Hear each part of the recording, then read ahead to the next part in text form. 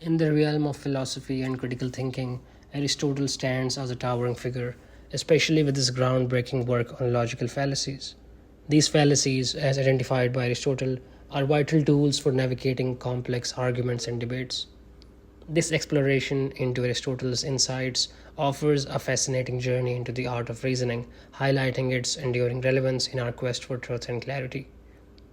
Sophistical Refutations is the final text in the Organon, a series of works by Aristotle covering topics from logical analysis to approaches to debate.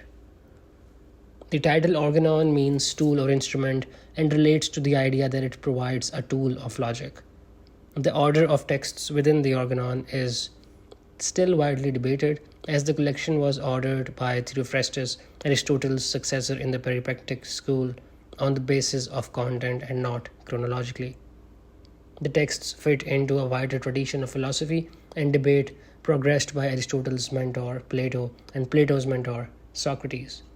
In this tradition, debate was seen as a tool that could be used to establish fundamental truths.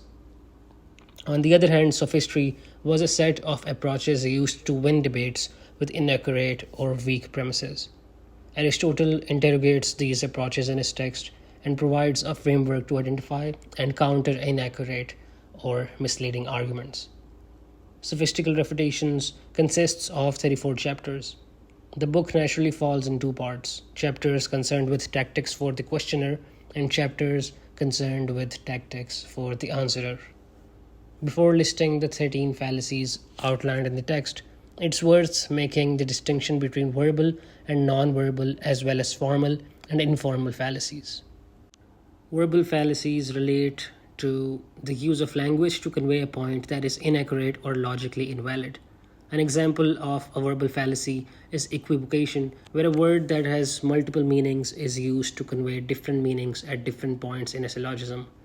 An example of a non-verbal fallacy is the fallacy of accident, in which a rule of thumb is applied in an instance where it is not appropriate.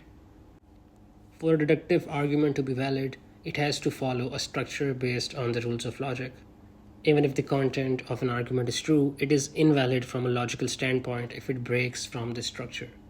An example of this is described as the affirming the consequent fallacy.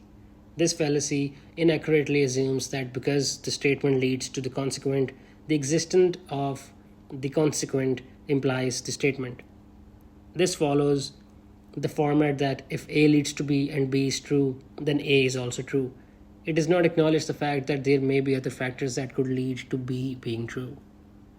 An informal fallacy can relate to factors outside the structure of an argument, varying from misleading information to ad hominem attacks. An example of an informal fallacy in Sophistical Refutations is the fallacy of drawing an irrelevant conclusion. The argument can follow a logical framework and include information that is objectively true, but that is irrelevant to the points that are being discussed. This could give the misleading appearance that an answerer has successfully refuted a point when the response is irrelevant to any of the substantive issues that are being discussed. Now let's explore the 13 logical fallacies one by one. The first is equivocation. It uses a word to establish a premise and then uses a different meaning of the same word to draw an invalid conclusion. An example of this would be the use of the term light to refer to color in the premise and weight in the conclusion. This can be considered a fallacy of four terms based on the fact that a different meaning of the word represents two distinct concepts. Within syllogism, the requisite number of terms for a valid statement is 3. This is because the argument follows the format of a major premise, a minor premise, and a conclusion. The major premise and the minor premise both hinge on the same term. The conclusion is based on these 3 terms and is invalid if it introduces a new term.